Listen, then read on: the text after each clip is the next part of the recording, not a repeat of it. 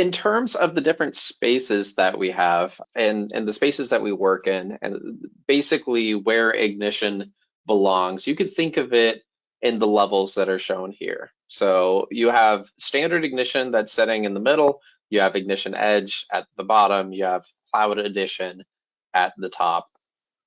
And for each one of these different sections, they have a different play, a different space that they actually live in.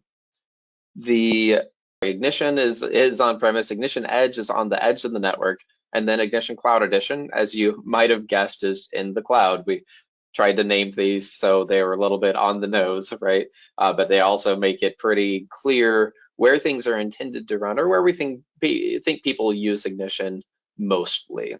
If we take a look a little more detail for standard ignition, this is what everybody has installed to date. This is what you know and love and what we have basically entered the market with. So this is plant floor, this is on premise, this is also pretty much any other ignition installation that you have that's used commercially right now is the standard edition of ignition.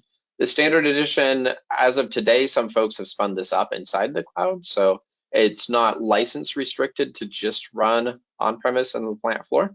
But this, in terms of the overall architectures that we're talking about today, this is where we're going to be showing that.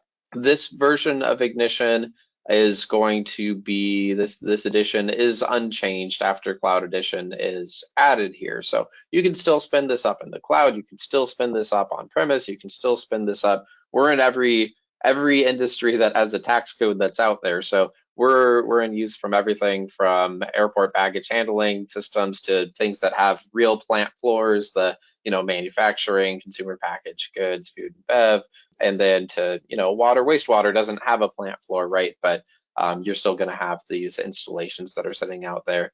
And Cloud Edition doesn't change any of that. Everywhere that you're using standard edition of ignition, it probably still makes sense. The one place that you might have a question about after today's webinar, and we'll try to answer that as we go along, is that, does Cloud Edition, what if you're running standard edition of ignition inside the cloud? Where does Cloud Edition fit?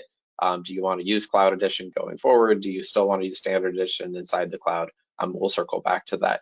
All of that said, standard edition of ignition, in terms of this architecture that we're talking about, you could think of this as the thing that you're running at a plant, or you're running at a single location, or you're running on premise inside your overall setup. Ignition Edge is, once again, on the nose. It's intended to run at the edge. It's a scaled back version of ignition, if you don't know already, and it doesn't have database access, things like that, but it's really good at data collection. It's really good at HMI visualization.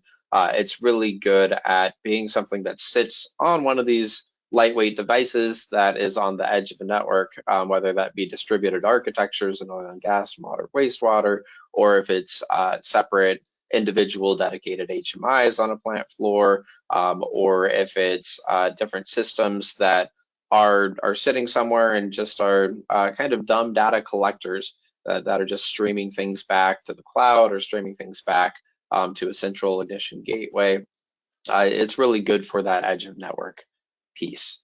And then Cloud Edition is intended to be running in the cloud. And in fact, that's the only place that it does run as of right now. And so the whole idea behind Cloud Edition is that on AWS and Azure, we are going to have the ability to easily spin up ignition and then have flexibility to be able to leverage the models there, the licensing models. And then if you're running in the cloud, you also have real easy access to other services that are inside those cloud providers. So we'll talk about that a little bit more. What we have launched with and what's available today, as of yesterday actually, is that we have a marketplace listing inside AWS.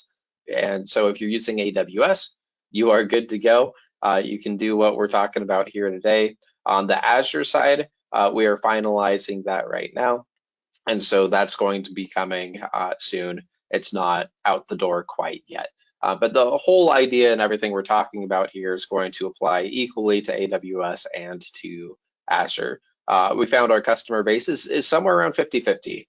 between those. And then there's plenty of folks who also have multi-cloud environments. There was a question that came in terms of timeline for the Google Cloud Marketplace, GCP. And the quick answer there is that we don't have a timeline for Google Cloud. We don't have it listed right here, as you can see. It's something that we've looked into a bit, but it's pretty rare in our community that folks are using it. So we focused on the ones that most people are using. And then we're going to circle back to that after we've launched fully on AWS and Azure. Circle back to exploring that.